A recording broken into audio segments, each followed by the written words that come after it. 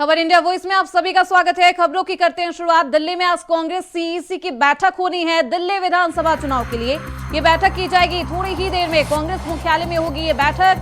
कांग्रेस अध्यक्ष राहुल गांधी समेत कई नेता इस बैठक में मौजूद रहेंगे। पहली बैठक में 20 से ज्यादा सीटों पर चर्चा होने की संभावना है। तो दिल्ली विधानसभा चुनाव को लेकर ये बैठक की जा रही है। दिल्ली में आज कांग्रेस की सीईसी की बैठक होनी है। दिल्ली विधानसभा चुनाव को लेकर आज कांग्रेस रणनीति तैयार कर सकती है। थोड़ी ही देर में, कुछ ही देर में कांग्रेस मुख्यालय में ये बैठक की जाएगी। कांग्रेस अध्यक्ष राहुल गांधी इस बैठक में मौजूद होंगे और कई दिग्गज नेता इस बैठक में मौजूद रहेंगे। पहली बैठक में 20 से ज्यादा सीटों पर चर्चा होने की संभावनाएं है। कुछ ही देर में कांग्रेस मुख्यालय में ये बैठक होनी है। राहुल गांधी समेत कई नेता इस बैठक में मौजूद रहेंगे। दिल्ली विधानसभा चुनाव को लेकर कांग्रेस आज बैठक करती हुई नजर आएगी। 20 उम्मीदवारों के नाम पर भी आज चिंतन और मंथन किया जाएगा। तो 20 से ज्यादा सीटों पर चर्चा होने की संभावनाएं भी जताई जा रही है। दिल्ली में आज कांग्रेस सीईसी की बैठक की जाएगी। कुछ ही देर में इस बैठक का आयोजन, बैठक में कई दिग्गज नेता भी शामिल होंगे। हमारे साथ हमारे सहयोगी अजय चौहान दिल्ली से हमारे साथ फोन लाइन पर जुड़ चुके हैं। अजय, कुछ ही देर में ये बैठक होनी है, कितने बजे ये बैठक होगी और इस बैठक में कौन कौन शामिल होंगे?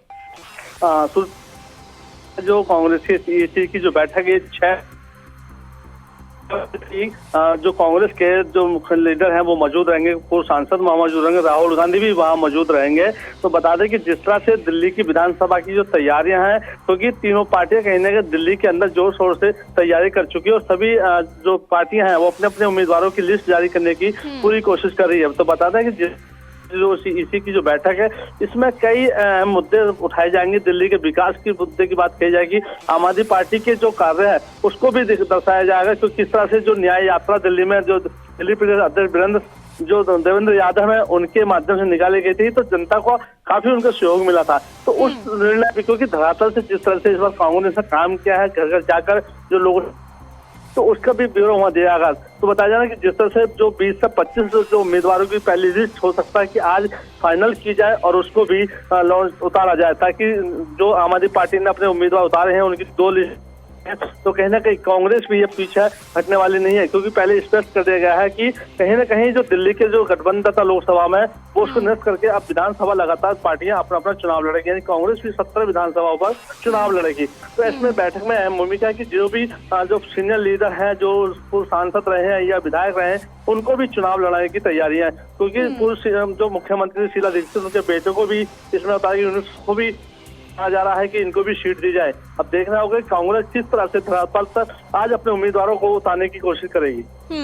बिल्कुल। अगर बात करें अजय 2019 की, 2014 की, अगर इन आंकड़ों को देखिएगा तो कांग्रेस लगातार पिछड़ती हुई नजर आई, पीछे जाती हुई नजर आई। दिल्ली में 2020 में वो एक भी सीट हासिल करने में सफलता नहीं हाथ लगती है कांग्रेस को। इसके पीछे की अब, क्योंकि अब कुछ ही महीने बाकी हैं चुनाव होने में, ऐसे में कांग्रेस पार्टी क्या कुछ रणनीति तैयार कर सकती है कि इस बार विधानसभा चुनाव में कांग्रेस के हाथ का छाप थोड़ा बुलंद नजर आए?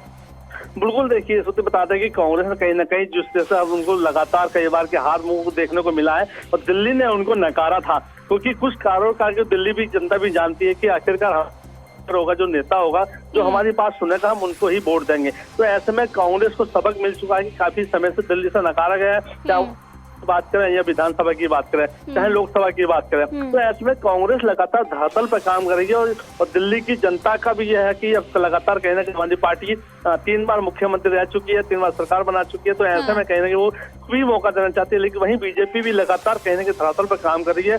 उनका भी कहना है कि कहीं लोकसभा में जो हमारी जीत हुई है उसको लेकर दिल्ली की जनता भी ऐसे में अब इस बार क्या कुछ रणनीति बनाती है कांग्रेस पार्टी और किसी उम्मीदवार के तौर पर चुनावी हुंकार भरने के लिए कांग्रेस पार्टी मैदान में खड़ी करती है, देखना बेहद दिलचस्प होगा। बहुत शुक्रिया अजय आपका इन तमाम जानकारी के लिए। तो वहीं प्रधानमंत्री मोदी का प्रयागराज दौरा है। कल 7,000 करोड़ की परियोजनाओं का सौगात देंगे सीएम योगी। भी तैयारियों का जायजा लेते हुए नजर आए।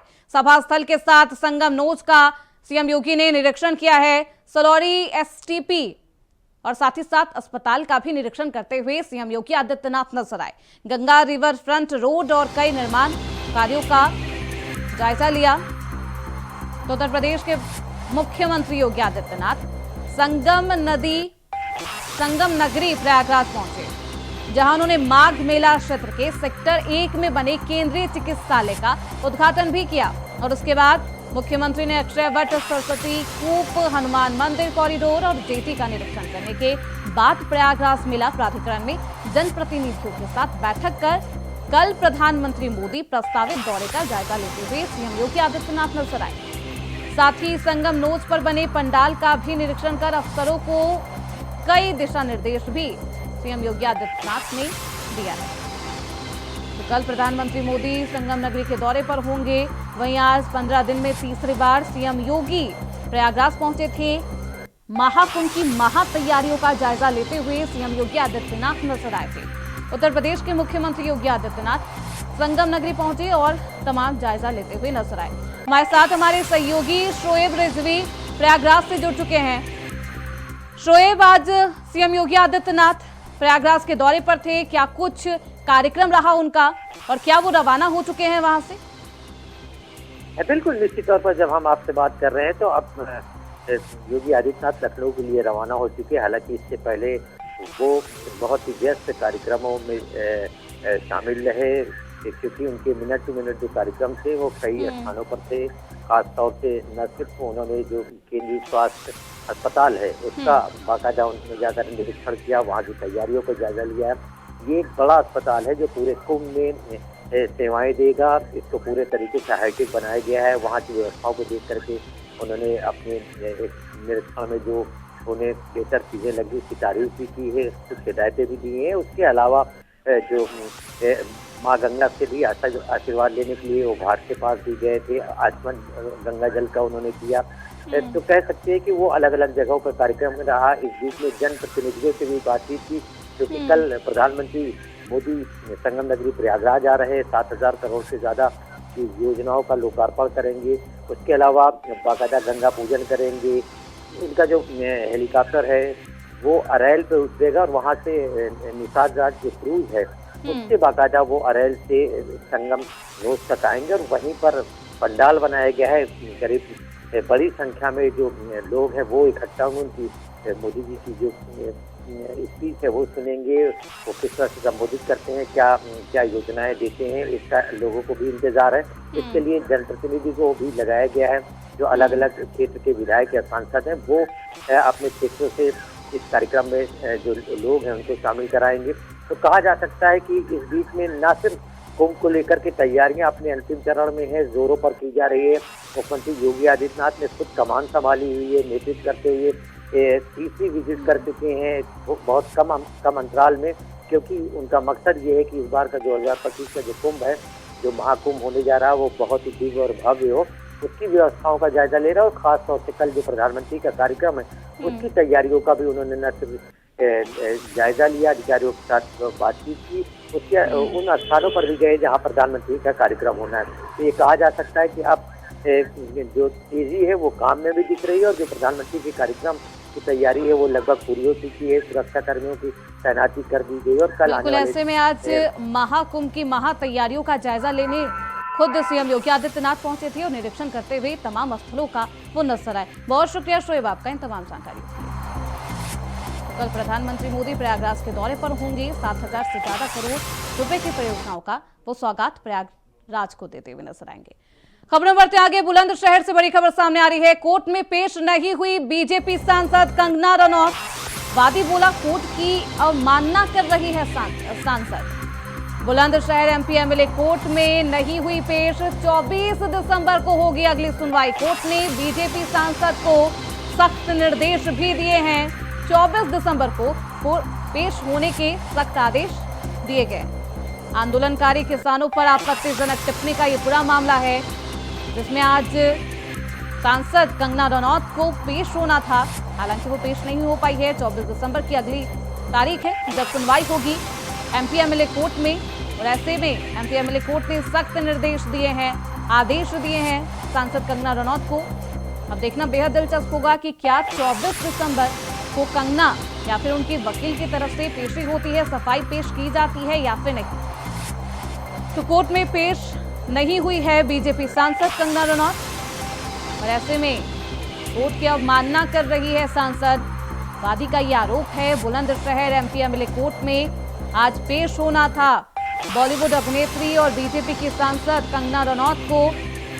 24 दिसंबर को अब इस पूरे मामले पर अगली सुनवाई होगी। कोर्ट ने भाजपा सांसद को सख्त निर्देश दिए हैं। 24 दिसंबर को पेश होने के सख्त आदेश कंगना को दिया गया है। आंदोलनकारी किसानों पर और महात्मा गांधी को लेकर आपत्तिजनक टिप्पणी का ये पूरा मामला है। हमारे साथ हमारे सहयोगी जिशान अहमद आगरा से हमारे साथ जुड़ चुके हैं।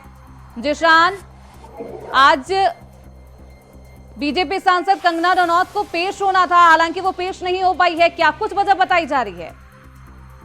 देखिए, बिल्कुल मैं आपको बता दूं, जो भाजपा सांसद और बॉलीवुड अभिनेत्री है कंगना रनौत, उनको आज आगरा के एमपी एमएलए कोर्ट में पेश होना था। हालांकि 28 नवंबर से पहले की देर में उनको नोटिस दिया गया था। 28 नवंबर को भी वह अपना पक्ष नहीं रखने आई, ना ही उन्होंने अपने वकील को भेजा था। वहीं 12 दिसंबर की अगली डेट थी। जो यहाँ की बात करें तो आज भी इस मामले पर सुनवाई हुई, लेकिन जो भाजपा सांसद है कंगना रनौत, वो आज पेश नहीं हुई और उन्होंने अपना वकील भी आगरा एमपी एमएलए कोर्ट में नहीं भेजा। इसके बाद कोर्ट ने आज इस पूरे मामले पर 18 दिसंबर की अगली डेट तय की है। वही कह सकते हैं कि कोर्ट ने सख्त निर्देश दिया है कि न्यायालय के जो नियम अनुसार है उसके खिलाफ कार्रवाई की जाएगी। अगर 18 दिसंबर को कंगना रनौत आगरा के एमपी एमएलए कोर्ट में पेश नहीं होती है तो। बिल्कुल जिशान, ऐसे में वादी का ये आरोप है, वादी का ये कहना है कि कोर्ट की अवमानना कर रही है सांसद। इस पर कोर्ट ने क्या कुछ कहा है? हाँ बिल्कुल मैं आपको बता दूं, जो आगरा के अधिवक्ता है ये राजीव गांधी बार एसोसिएशन के अध्यक्ष हैं रमाशंकर शर्मा है, जिन्होंने ये बात दायर किया था। उनका साफ तौर से कहना है, हालांकि इंडिया वॉइस ने इस पूरे मामले को लेकर उनसे अधिवक्ता जो है उनसे बात की थी, तो उनका साफ तौर से कहना है कंगना रनौत कोर्ट के जो लगातार नोटिस जा रहे हैं, उन्होंने नोटिस को प्राप्त भी कर लिया है, लेकिन वे कोर्ट की अवहेलना कर रही है।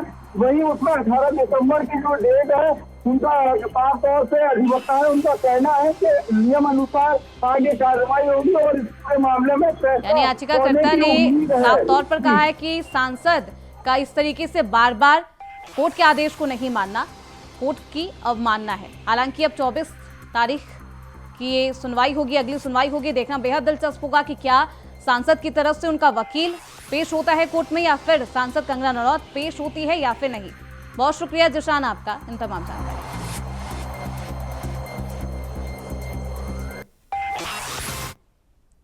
वहीं आईटी इंजीनियर अतुल सुभाष आत्महत्या मामले की जांच तेज कर दी गई है।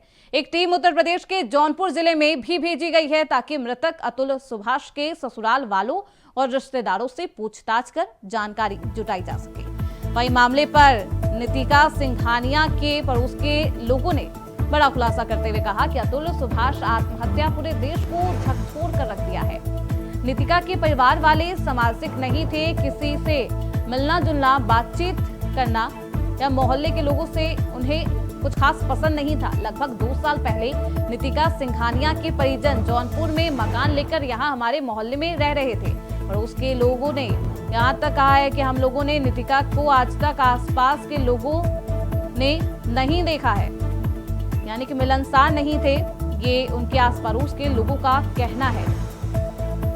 तो इस पूरे मामले में अब पुलिस प्रशासन की तरफ से तहकीकात बढ़ा दी गई है, जांच पड़ताल की जा रही है, पूछताछ की जा रही है। लोगों से भी उनके बारे में पूछताछ करते हुए नजर आ रहे हैं। अपना कर्म तो फिलहाल कुछ नहीं जानते हैं, जो हुआ मालूम चला। परिवार किसी से कोई मतलब नहीं ना, तो बहुत पुराना है, इन लोग तो पुराना खरीदे हुए हैं ना, 2-2.5 साल से यहाँ बसे हुए हैं ना। स्थिति जो है भैया, मगर ये लोग एकदम सामाजिक लोग नहीं थे। अगल बगल के लोगों से भी आप पूछ सकते हैं, एकदम ये लोग कोई सामाजिक रोल नहीं था। ये लोग इतना एक बड़ी घटना हो सकती है तो लोग अच्छे सामाजिक तो होंगे नहीं, वो आपको ही पता है। वीडियो जो वायरल हुआ है, उस वीडियो को देख के पूरा हिंदुस्तान कांप उठा है। उनकी पूरी स्थिति कुछ नहीं जानते। हम तो ये भी नहीं जानते थे कि यहाँ शादी भी हुई है बेंगलोर में। देखा उनके घर वालों को, खाली एक बार उनके भाई को देखे थे। परिवार के बारे में हम कुछ नहीं जानते, पूरे मोहल्ले में कोई कुछ नहीं जानता। कुल वीडियो देखा तो भाई एकदम दिल झंझर गया एकदम।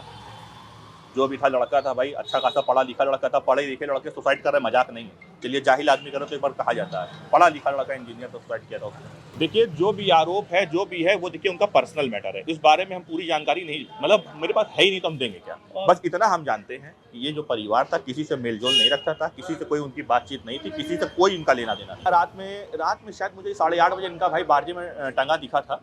लेकिन उसके बाद फिर पता लगा कि जब हम लोग गए थे, फिर हम लोग का अपना काम धंधा भी भाई रहता है, फिर हम लोग अपना आए, देखा पता लगा कि रातों रात फरार हो गए। वही अतुल सुभाष आत्महत्या मामले का एक और वीडियो मीडिया पर वायरल है, जहां निकिता सिंघानिया की मां का एक होटल में बैठने का वीडियो सामने आया। बीती रात घर से फरार होने के बाद अतुल की सास एक होटल में पहुंची थी, जहां से यह वीडियो सामने आया है। आप देख सकते हैं वीडियो में निकिता की मां इस होटल में मौजूद है। रात एक और वीडियो सामने आया था जिसमें निकिता की मां और उसका भाई बाइक पर बैठकर फरार होता हुआ नजर आया था। वहीं अतुल सुभाष आत्महत्या मामले में एक और वीडियो सामने आया, जो कि अब सोशल मीडिया पर चर्चा का विषय बन गया है। इस वीडियो में निकिता की मां फोन पर बातचीत करते हुए नजर आ रही है। उनके साथ एक और व्यक्ति मौजूद है। एक होटल की तस्वीर है जिसमें निकिता की मां किसी से फोन पर बातचीत कर रही है। तो बीती रात घर से फरार हो गए थे मां और बेटी, उसके बाद ये दूसरा वीडियो जो सामने आया है। वहीं नोएडा की लुक्सर जेल में बंद प्रदर्शनकारी किसानों से मिलने जा रहे समाजवादी पार्टी के प्रतिनिधि मंडल को पुलिस ने रोक दिया है। सपा प्रतिनिधि मंडल में समाजवादी पार्टी के 3 सांसद हैं, जिसमें फतेहपुर से सांसद नरेश उत्तम पटेल, मुजफ्फरनगर से सांसद हरेंद्र मलिक, अंबेडकर नगर से सांसद लालजी वर्मा शामिल है। सपा सांसदों की मांग है कि उन्हें लुक्सर जेल जाने दिया जाए, जहां वो जेल में बंद किसानों से मुलाकात करेंगे और उनको जेल से छोड़ने के लिए आवाज बुलंद करते हुए नजर आएंगे। हालांकि फिलहाल पुलिस ने उन्हें डीएनडी पर रोक दिया है। वहीं आपको बता दें कि बुधवार को कांग्रेस का एक प्रतिनिधि मंडल किसानों से मिलने लुक्सर जेल जा रहा था, लेकिन पुलिस ने उनको भी बीच रास्ते में ही रोक दिया था। वहीं कांग्रेस सांसदों को डीएम से बात कराने के लिए कलेक्ट्रेट लेकर पहुंचे गए। फिलहाल इसी के साथ इस बुलेटिन में बस इतना ही। देखते रहिए इंडिया वॉइस।